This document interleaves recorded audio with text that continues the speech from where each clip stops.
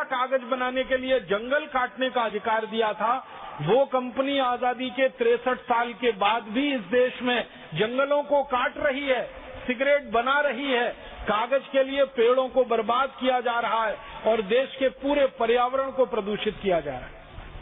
कैसी विद्रूपता है अपने देश की। आप में या कोई जंगल में रहने वाला भारतवासी किसी पेड़ को अगर काटेगा तो इंडियन फॉरेस्ट एक्ट के अनुसार उसको जेल हो जाएगी। आप पेड़ नहीं काट सकते, मैं पेड़ नहीं काट सकता।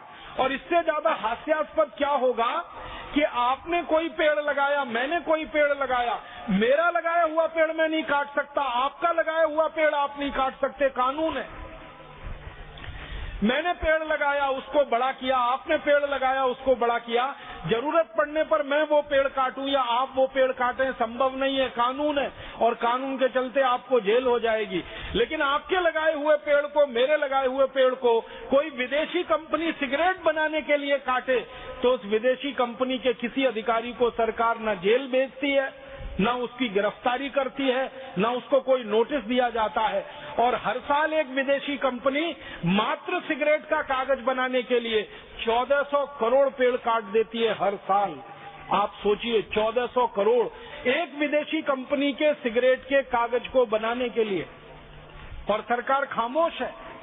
कानून व्यवस्था ऐसी है कि वो सिगरेट कंपनी पेड़ काटे तो कुछ नहीं होता, कोई साधारण नागरिक पेड़ काटे तो मुकदमा चलता है। जबलपुर के हाई कोर्ट में एक मुकदमा चल रहा है। एक माँ है जो वनवासी है, वन क्षेत्र में रहती है, उसने एक दिन लकड़ी काटी और लकड़ी काट के चूल्हा जलाया और अपनी रोटी बनाई तो जंगल के अधिकारियों ने उस माँ को पकड़ लिया, उसको जेल हो गई।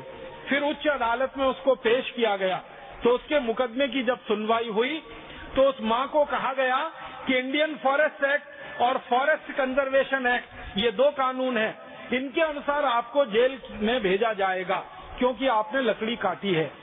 तो उस माँ ने जो कहा अदालत में, उसका जवाब पूरी भारत की व्यवस्था के पास नहीं है।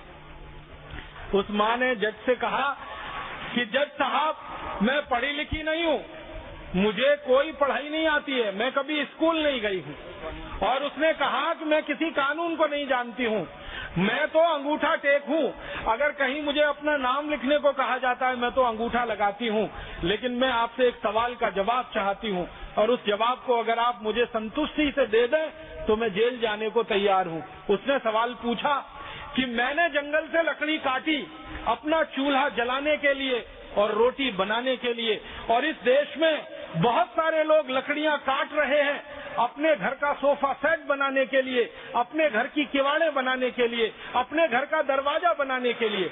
इस देश में बहुत सारे लोग लकड़ियां काट रहे हैं सिगरेट बनाने के लिए। अगर ये सब लोगों को आप जेल नहीं भेज सकते तो किस आधार पर आप मुझे जेल भेज रहे हैं? मैंने तो लकड़ी काटी है अपने घर का चूल्हा जलाने के लिए और रोटी बनाने के लिए। और उस माँ ने इतनी तीखी बात कही अदालत में, उसने कहा जज साहब, अगर चूल्हे में आग जलाने के लिए मैं लकड़ी ना जलाऊं तो क्या मेरे दोनों हाथ जलाऊं?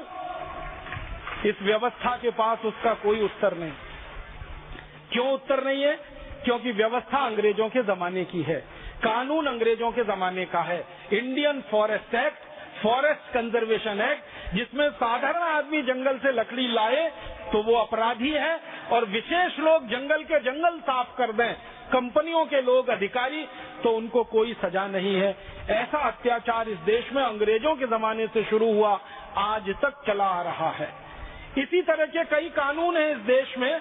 बहुत हंसी आती है कि अगर आप जंगल के किसी प्राणी के ऊपर प्रहार करें और गलती से उसकी हत्या हो जाए तो आप बहुत जल्दी जेल भेज दिए जाएंगे, लेकिन उस जंगल में रहने वाले किसी आदिवासी वनवासी का आपके किसी कारण से मरना हो जाए या उसका जीवन समाप्त हो जाए तो व्यवस्था खामोश है, मौन है, व्यवस्था के पास कोई जवाब नहीं है उसका। वन्य प्राणी जीवित रहना चाहिए, इसमें कोई दो राय नहीं है, लेकिन इस देश का इंसान भी जीवित रहना चाहिए, इसमें भी दो राय नहीं होना चाहिए। क्योंकि प्राणी का जितना महत्व है, इंसान का महत्व उससे कोई कम नहीं है। इंसान और प्राणी दोनों भगवान के बनाए हुए जीव हैं। दोनों को जिंदा रखना और उनकी व्यवस्था करना सरकार का कर्तव्य है, लेकिन सरकार उसको नहीं निभा पा रही है, क्योंकि कानून ऐसा है। ऐसे इस देश में 34,735 कानून है। मैं किस किस को बताऊं और किस किस को छोड़ूं। इसलिए ये सारे कानून जब तक इस देश में चलेंगे, हम नहीं कह सकते कि भारत स्वतंत्र हुआ है, हम नहीं कह सकते कि भारत आजाद हुआ है, हम नहीं कह सकते कि भारत स्वाधीन हुआ है। अंग्रेज भाग गए, लेकिन अंग्रेजियत बची हुई है, कानूनों के रूप में वो बची हुई है। तो भारत स्वाभिमान के सभी कार्यकर्ताओं को ये बात अपने मन में गहराई से उतारने की है कि भारत की आजादी, भारत की स्वतंत्रता, भारत की स्वाधीनता तब तक पूरी नहीं हो सकती जब तक अंग्रेजों के बनाए हुए 34,735 कानून इस देश में चल रहे हैं। तब तक ये स्वाधीनता पूरी नहीं हो सकती। और एक दो कानून का उदाहरण देता हूँ। यहाँ माताएं बहनें बहुत बड़ी संख्या में आई हैं, इनको ध्यान में रखकर एक बात कहना चाहता हूँ। जब अंग्रेजों की सरकार चला करती थी तो उनका एक तरीका था भारतवासियों पर अत्याचार करने का। तो वो किसी किसान पर अत्याचार करते थे लगान वसूलने के लिए। किसानों से लगान लिया जाता था और वो 90% होता था। किसान अगर 100 क्विंटल अनाज पैदा करे तो 90 क्विंटल अंग्रेजों को देना पड़ता था। जो किसान चुपचाप देते थे अंग्रेज उनको छोड़ते थे, और जो किसान नहीं देते थे लगान, अंग्रेज उनके ऊपर अत्याचार किया करते थे। तो अत्याचार में पहला काम क्या होता था? किसानों को कोड़े से पीटा जाता था। कोड़ा आप जानते हैं, चमड़े का एक बनाते हैं, उसमें लोहे की कील लगाते हैं और वो मारा जाता था। 100 कोड़े किसानों को मारे जाते थे, सिर्फ इसलिए कि वो लगान नहीं दे सकते। ज्यादातर किसानों की स्थिति ये होती थी कि 5 से 7 कोड़ा खाते खाते बेहोश हो जाते थे। 100 कोड़ा पड़ते पड़ते तो उनकी मृत्यु हो जाती थी, प्राण निकल जाते। ज्यादातर किसानों के साथ ही होता था। फिर अंग्रेज वहां तक रुकते नहीं थे, किसान को कोड़े से मार डाला, फिर उसके परिवार की माँ बहन बेटियों का शील हरण करते थे। माँ बहन बेटियों के कपड़े उतारे जाते थे, पूरे गांव में उनको नंगा घुमाया जाता था। फिर अंग्रेज अधिकारी सबके सामने उनका शील भंग करते थे, बलात्कार करते थे, और सारे अंग्रेज अधिकारी इसमें शामिल रहते थे। इससे अंग्रेज अधिकारियों को अपनी वासना शांत करने का तो रास्ता खुलता ही था, उनको अत्याचार और हैवानियत दिखाने का भी रास्ता खुलता था। परिणाम क्या होता था? किसानों के घरों से शिकायत आती थी, मेरी माँ से बलात्कार हुआ, मेरी बहन से बलात्कार हुआ, मेरी बेटी से बलात्कार हुआ। किसान ये शिकायतें लेके अंग्रेज अधिकारियों के पास आते थे। अंग्रेज अधिकारियों की समस्या ये होती थी कि अपने ही सहयोगियों के खिलाफ वो एक्शन क्या ले। मान लीजिए एक उच्च अधिकारी है अंग्रेज, उसके पास किसी किसान ने शिकायत की और उससे नीचे वाले अधिकारी ने उस किसान की माँ बहन बेटी से बलात्कार किया, तो उच्च अधिकारी अपने नीचे के अधिकारी को बचाने में लग जाता था। और उसको बचाने के लिए अंग्रेजों ने फिर एक रास्ता निकाला और उस रास्ते को कानून में बदल दिया। बलात्कार के खिलाफ अंग्रेजों ने कानून बनाया सबसे पहला, और उस कानून में व्यवस्था ये की कि जिस माँ बहन बेटी के ऊपर बलात्कार होगा, उस माँ बहन बेटी को अंग्रेजों की अदालत में आकर सिद्ध करना पड़ेगा कि उसके ऊपर बलात्कार हुआ है। जिस अंग्रेज ने बलात्कार किया है उसको कुछ सिद्ध नहीं करना पड़ेगा, और जब तक सिद्ध नहीं होगा तब तक वो अंग्रेज अभियुक्त नहीं माना जाएगा, उसको पापी नहीं माना जाएगा, अपराधी नहीं माना जाएगा। ये कानून बना दिया अंग्रेजों ने। कानून बनते ही बलात्कार की बाढ़ आ गई पूरे देश में। हर गांव में, हर शहर में माताओं बहन बेटियों की इज्जत से अंग्रेजों ने खेलना शुरू किया, क्योंकि अंग्रेजों को मालूम था कि कोई भी माँ बहन बेटी अदालत में ये सिद्ध कर ही नहीं सकती कि उसके ऊपर बलात्कार हुआ है। कानून की गलियां ऐसी टेढ़ी बनाई गई कि किसी भी माँ बहन बेटी को ये सिद्ध करना एकदम असंभव हो जाए कि उसके ऊपर बलात्कार हुआ है। आप देखो इससे बड़ा दुनिया में क्या अत्याचार हो सकता है कि जिसके ऊपर अत्याचार हुआ उसे सिद्ध करना है कि उसके ऊपर अत्याचार हुआ है। जिसने अत्याचार किया उसको कुछ भी सिद्ध नहीं करना है कि इसने अत्याचार किया। परिणाम ये होता था कि 100 अंग्रेज बलात्कार करते थे भारत की माता बहन बेटियों से, तो उसमें से मुश्किल से 2-3 अंग्रेजों के खिलाफ साबित हो पाता था और उनको ही सजा मिल पाती थी। 97-98 अंग्रेज बिल्कुल छूट जाते थे, बाइज्जत बरी हो जाते थे और फिर वो दोबारा बलात्कार करते थे और फिर माता बहन बेटियों की हत्या करते थे। हमारे पास दस्तावेज हैं कई अंग्रेज अधिकारियों के जिन्होंने अपनी पर्सनल डायरी में ये लिखा है। एक अंग्रेज अधिकारी था, उसका नाम था कर्नल नील। उसकी डायरी है, उसकी डायरी के कुछ पन्ने हैं फोटोकॉपी के रूप में। उसमें वो लिख रहा है कि जहां जहां मेरी नियुक्ति हुई भारत में, उसकी नियुक्ति कई जगह पर हुई थी। वाराणसी में वो रहा, इलाहाबाद में वो रहा, बरेली में वो रहा, दिल्ली में वो रहा, बदायूं में रहा, कई जगह उसकी नियुक्ति हुई। तो कर्नल नील अपनी डायरी में लिख रहा है कि जहां जहां मेरी नियुक्ति हुई, कोई दिन ऐसा बाकी नहीं गया जब मैंने किसी भारतीय माँ बहन बेटी का शील हरण नहीं किया। ये नील की डायरी के अपने लिखे हुए शब्द हैं। आप सोचिए कितने हैवानियत वाले थे ये सब अंग्रेज, और ये सब किया उन्होंने कानून की मदद से किया।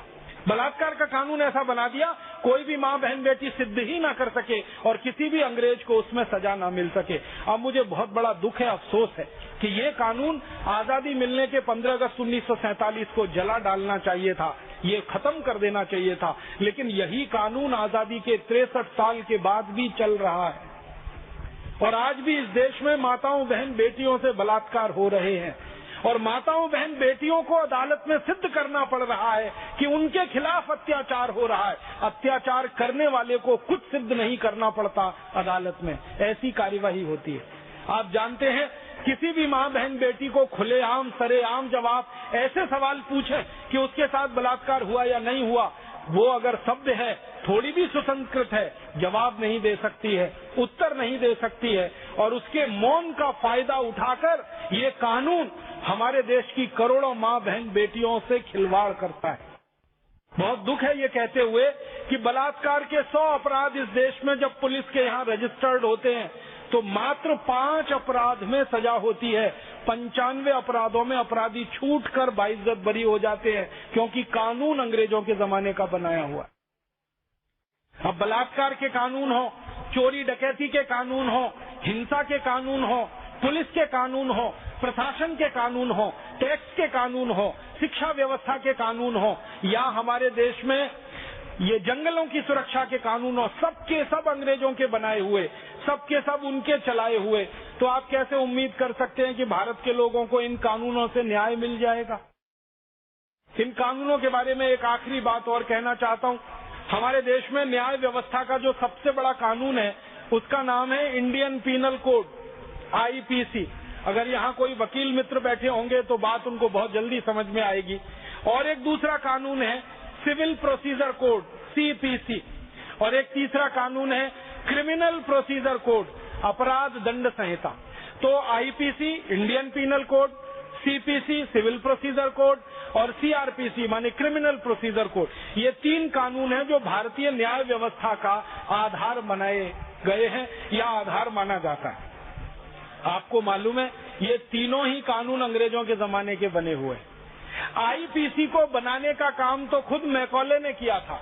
IPC की ड्राफ्टिंग मैकॉले की बनाई हुई है, इंडियन पीनल कोड, जिसको भारतीय दंड संहिता कहते हैं, जिसके आधार पर दंड की व्यवस्था होती है। मैकॉले ने अपने पिता को एक पत्र लिखा है। उस पत्र में वो कहता है कि मैंने भारत में ऐसे न्याय के कानून का आधार रख दिया है जिस पर भारतवासियों को कभी न्याय मिलेगा ही नहीं, जिसके आधार पर भारतवासी कभी न्याय पा ही नहीं सकते। हमेशा इनके ऊपर अन्याय होगा और ये अच्छा ही होगा क्योंकि गुलाम जिनको बनाया जाता है उन पर अन्याय ही किया जाता है, उनको न्याय नहीं दिया जाता। फिर जब ढूंढना शुरू किया हम लोगों ने तो पता चला ये IPC नाम का कानून जो भारत में मैकॉले ने 1860 में लाया, ये कानून अंग्रेजों ने आयरलैंड में सबसे पहले बनाया था और लगाया था। आयरलैंड को अंग्रेजों ने गुलाम बना के रखा हुआ है 1000 साल से, तो आयरलैंड को गुलाम बनाकर रखने के लिए उन्होंने एक कानून बनाया, आयरिश पीनल कोड। उसी कानून को भारत में कह दिया इंडियन पीनल कोड। आप जानते हैं आयरलैंड लिखते हैं तो A से नहीं लिखा जाता, I से लिखा जाता है, IRELAND, आयरलैंड। तो आयरलैंड का I ले लिया और इंडिया का भी I है। तो कानून वैसे का वैसे ही लगा दिया इस देश पर। जो आयरलैंड का पीनल कोड था, आयरिश पीनल कोड, वही इंडियन पीनल कोड है। और मैंने जब आयरलैंड के पीनल कोड को खरीद कर पढ़ा और इंडियन पीनल कोड को खरीद कर पढ़ा, दोनों को सामने रखा, तो मुझे इतना गुस्सा आता है कि कॉमा फुल स्टॉप भी बदला नहीं गया, वो भी वैसे का वैसा ही है। बस इतना ही किया मैकॉले ने कि आयरिश पीनल कोड में जहां जहां आयरलैंड है, जहां जहां आयरिश है, वहां उसने इंडिया कर दिया और इंडियन कर दिया। बाकी सब धाराएं वैसी हैं और सारे अनुच्छेद वैसे के वैसे ही हैं। तो आयरलैंड को गुलाम बना के रखना है, इसलिए आयरिश पीनल कोड बनाया। तो भारत को गुलाम बनाकर रखना है, तो इंडियन पीनल कोड बना दिया। अब जिस कानून को गुलाम बनाने के लिए तैयार किया गया हो, उस कानून के आधार पर आजादी के बाद न्याय कैसे मिलेगा, जरा बताइए। अन्याय ही होने वाला है। सबसे बड़ा अन्याय क्या होता है कि आईपीसी के आधार पर जब कोई मुकदमा दर्ज होता है इस देश में, तो सबसे पहले तो मुकदमा दर्ज होने में महीनों महीनों लगते हैं। एफआईआर करनी पड़ती है, उसके बाद पुलिस को साबित करना पड़ता है, सबूत जुटाने पड़ते हैं, अदालत में जाना पड़ता है। इस पूरी प्रक्रिया में ही देर लगती है, क्योंकि तरीका अंग्रेजों का यही है। फिर वो मुकदमा दाखिल हो जाए तो फिर सुनवाई शुरू होती है। सुनवाई के लिए सबूत इकट्ठे किए जाते हैं। उन सबूतों के लिए अंग्रेजों के जमाने का एक कानून है, इंडियन एविडेंस एक्ट, और वो सबूत जल्दी इकट्ठे हो नहीं पाते हैं। धीरे धीरे समय बढ़ता जाता है और एक मुकदमे को 4 साल, 5 साल, 10 साल, 15 साल, 20 साल, 25 साल, 30 साल, 35 साल समय निकल जाता है। मुकदमा दाखिल करने वाला मर जाता है, फिर उसके लड़के लड़कियां उस मुकदमे को लड़ते हैं, वो जवान होकर बूढ़े हो जाते हैं, तब भी मुकदमा चलता ही रहता है, चलता ही रहता है, चलता ही रहता है। उसमें कभी अंतिम फैसला नहीं आ पाता। हमारे देश का दुर्भाग्य है कि आजादी के पिछले 63 वर्षों में हमारी अदालतों में लगभग 3.5 करोड़ मुकदमे हैं जो दर्ज किए गए हैं अलग अलग प्रार्थियों के द्वारा, लेकिन उनमें कोई फैसला नहीं आ पा रहा है। 3.5 करोड़ मुकदमे लंबित पड़े हुए हैं, पेंडिंग है। हमारे देश की न्याय व्यवस्था के अधिकारियों से जब पूछा जाता है कि इन 3.5 करोड़ मुकदमों का फैसला कभी आएगा, तो वो मजाक करते हुए कहते हैं कि 300-400 साल में फैसला आ जाएगा। तो हम उनसे पूछते हैं वो कैसे, तो वो कहते हैं कि जिस गति से कानून व्यवस्था और न्याय व्यवस्था चल रही है, इस गति से तो इन सभी मुकदमों का फैसला आने में 300-400 साल तो लग ही जाएंगे। तो ना वादी जिंदा रहेगा, ना प्रतिवादी जिंदा रहेगा। न्याय व्यवस्था को इससे कुछ लेना देना नहीं है कि वादी जिंदा है, प्रतिवादी जिंदा है। उनको तो लेना देना है अंग्रेजों के बनाए गए कानून के आधार पर फैसला देने से। अब मैं एक बड़ी गहरी बात आपके बीच में उठाना चाहता हूं और सारे राष्ट्र के लोगों का ध्यान इस तरफ आकर्षित करना चाहता हूं कि कोई न्यायाधीश अंग्रेजों के बनाए गए कानून के आधार पर अगर फैसला दे रहा है तो वो न्याय कैसे कर सकता है, ये पूछिए। अपने दिल से पूछिए, उस न्यायाधीश से पूछिए। और न्यायाधीशों से जब जब मैंने ये पूछा है कि क्या आप न्याय देते हैं, तो वो कहते हैं ईमानदारी से हम न्याय नहीं दे पाते, हम तो मुकदमों का फैसला करते हैं। फैसला होना अलग बात है, न्याय देना बिल्कुल अलग बात है। आपको एक उदाहरण से समझाता हूँ, फैसला क्या होता है और न्याय क्या होता है।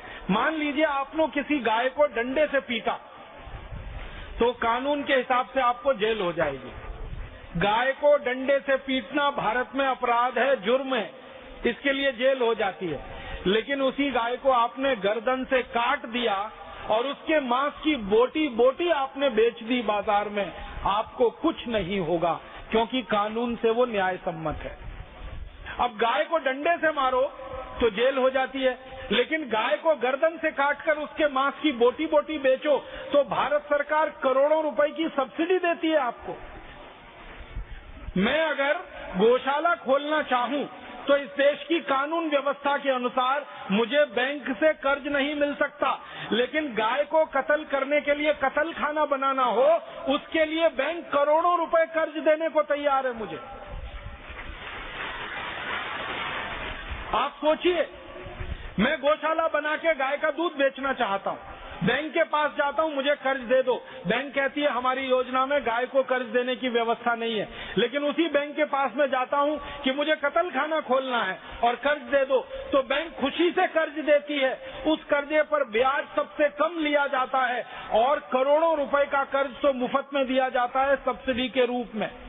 आप बताओ कि अगर मैं गाय का मांस बेचने के लिए कत्ल खाना खोलूं तो मेरे लिए कर्ज है, सब्सिडी है। गौशाला खोलूं गाय को पालन करने के लिए तो मुझे ना सब्सिडी है ना बैंक की कोई मदद है। ऐसी व्यवस्था में न्याय कहाँ हो सकता है। और एक उदाहरण दूं, किसी बच्चे को जन्म लेने से पहले अगर कोई मारे ना तो उसको गर्भपात कह के छोड़ देते हैं, लेकिन जन्म लेने के बाद मारे तो हत्या हो जाती है और 302 का मामला बनता है। बच्चे को जन्म से पहले गर्भ में मारा तो भी हत्या है, जन्म लेने के बाद मारा तो भी हत्या है। दोनों में सजा एक जैसी होनी चाहिए और वो फांसी ही होनी चाहिए। लेकिन जन्म से पहले मारो तो गर्भपात है और जन्म के बाद मारो तो हत्या है। इसलिए इस देश के लाखों लालची डॉक्टर करोड़ों बेटियों को गर्भ में ही मार डालते हैं, क्योंकि गर्भ में मार देने से उनको फांसी नहीं होती है। गर्भ के बाहर मारेंगे तो फांसी होने की संभावना है। 1 करोड़ बेटियों को हर साल इस देश में गर्भ में ही मार दिया जाता है इसी कानून की मदद से। अब आप बताओ कि बेटी को गर्भ में मार दो तो गर्भपात, गर्भ के बाहर आने के बाद मारो तो हत्या। अगर इन कानून के आधार पर कोई फैसला होगा तो वो न्याय दे सकता है, फैसला हो सकता है, न्याय नहीं दे सकता। इसलिए मैं बड़ी विनम्रता से भारत के सभी न्यायविदों से ये कहता हूं कि सभी न्यायाधीशों को अपना नाम बदलना चाहिए, कायदाधीश लिखना चाहिए, कानूनाधीश लिखना चाहिए। वो न्यायाधीश तो है ही नहीं, क्योंकि न्याय तो दे ही नहीं पा रहे हैं। वो तो मुकदमे का फैसला कर रहे हैं। अगर अंग्रेजी में उनके शब्दों में कहूं तो वो कहते हैं हम तो केस डिसाइड करते हैं, हम जजमेंट नहीं करते। क्योंकि न्याय देना बिल्कुल अलग है, मुकदमे का फैसला करना बिल्कुल अलग है। मुकदमे का फैसला होता है कानून के आधार पर और न्याय होता है धर्म के आधार पर, सत्य के आधार पर। धर्म और सत्य से न्याय की स्थापना हो सकती है, कानून से न्याय की स्थापना नहीं हुआ करती है। दुर्भाग्य से हमारे देश में धर्म और सत्य की सत्ता नहीं है, कानून की सत्ता है। लॉ एंड ऑर्डर की बात होती है, धर्म और न्याय की बात नहीं होती, सत्य की बात नहीं होती। तो ये अंग्रेज छोड़कर चले गए पूरी कानून व्यवस्था को और वही ढो रहे हैं हम आजादी के 63 साल के बाद। और एक उदाहरण देता हूँ, हमारे देश में हमारा धर्म कहता है, हमारी न्याय व्यवस्था जो भारतीय न्याय व्यवस्था है, जिसमें धर्म आधार है, जो वेदों पर आधारित है, जो उपनिषदों पर आधारित है, स्मृतियों पर आधारित है, वो न्याय व्यवस्था की बात कर रहा हूं मैं। तो हमारी न्याय व्यवस्था, हमारा धर्म कहता है कि शराब पीना पाप है और नहीं पीना चाहिए, गोहत्या करना पाप है और नहीं करनी चाहिए। तो हमारे यहाँ शराब पीना पाप बताया गया। तो धर्म पर आधारित, सत्य पर आधारित और भारतीय न्याय दर्शन पर आधारित जब तक समाज व्यवस्था चली, इस देश में किसी ने कभी शराब नहीं पी। बहुत सालों से मैं एक शोध के काम में लगा हुआ हूं कि भारतवासियों ने सबसे पहले शराब कब पी। तो अब तक मुझे जो प्रमाण मिले हैं वो प्रमाण कहते हैं कि 1760 के पहले तक किसी भी भारतवासी ने कभी भी शराब नहीं पी। पहली बार इस देश में 1760 में शराब पी गई और वो कलकत्ता में पी गई और वहाँ पर एक अंग्रेजी शराब की दुकान पर पहली बार शराब बिकी और भारतवासियों ने पी। और उस शराब की दुकान को स्थापित कराया रॉबर्ट क्लाइव नाम के एक अंग्रेज ने। और उसने जब कंपनी का राज चलता था इस देश में, ईस्ट इंडिया कंपनी का, तो कानून बनवाया, कानून से लाइसेंस दिया गया और उस लाइसेंस के आधार पर कलकत्ते में पहली शराब की दुकान खुली 1760 में। और उस शराब की दुकान पर आकर भारतवासियों ने शराब पीना शुरू किया। रॉबर्ट क्लाइव के समय में जब ये शराब की दुकान खुली और जिस अंग्रेज अधिकारी की पहली नियुक्ति इस दुकान पर हुई, उस अंग्रेज अधिकारी को एक बार लंदन की संसद में बुलाया गया था बयान देने के लिए। तो वो अंग्रेज अधिकारी जब लंदन गया संसद में बयान देने के लिए, तो उससे पूछा गया कि बताओ तुम्हारे शराब का धंधा कैसा चल रहा है। तो उसने कहा बहुत अच्छा चल रहा है। तो अंग्रेज संसदीय समिति के सदस्यों ने कहा ये तुम क्या बोल रहे हो, भारत में शराब का धंधा अच्छा चल रहा है। उसने कहा हाँ बहुत अच्छा चल रहा है। तुम्हारे पहले कैसा चलता था? उसने कहा मेरी शराब की दुकान खुलने के पहले तो कोई शराब पीता ही नहीं था। मैं तो पहला आदमी हूँ जिसने कलकत्ता के लोगों को शराब पीना सिखाया। तो तुम्हारी दुकान पर लोग आते हैं, हाँ आते हैं, भीड़ की भीड़ आ रही है। तो तुमने क्या किया? उनको अपनी दुकान पर बुलाने के लिए, आकर्षित करने के लिए। तो उसने एक बात कही संसदीय समिति के सामने, जो अंग्रेजों की संसद के रिकॉर्ड्स में दर्ज है। वो कहता है कि मैंने सबसे पहले मुफ्त में शराब पिलाई भारतवासियों को। उसने कहा कि मैंने एक बोर्ड लगा दिया शराब की दुकान के बाहर और उस पर लिख दिया, और उसको बांग्ला भाषा में लिखा, पहले अंग्रेजी में फिर बांग्ला में, और उस पर यह लिखा कि यहाँ मुफ्त में शराब मिलती है, आइए पीजिए, आनंद लीजिए, ऐसा करके बोर्ड पे लिख दिया। तो एक आया, उसने चखा, फिर दूसरे दिन वो 2 को और लेके आया, फिर तीसरे दिन 3 को लेके आया। तो कहने लगे अब तो मेरे पास ऐसे ग्राहकों की संख्या हो गई है कि जिनको पहले मैंने मुफ्त में शराब चखाई थी, अब वो घर से पैसे चुरा कर लाते हैं और मेरी शराब पीकर वहां से जाते हैं। तो अंग्रेजी संसदीय समिति बड़ी खुश हो गई। उसने कहा तुमको तो पुरस्कार मिलना चाहिए। तो वो कहता मुझे अगर पुरस्कार देना है तो एक लाइसेंस और दे दो, दूसरी दुकान में वहीं खोलना चाहता हूँ शराब की।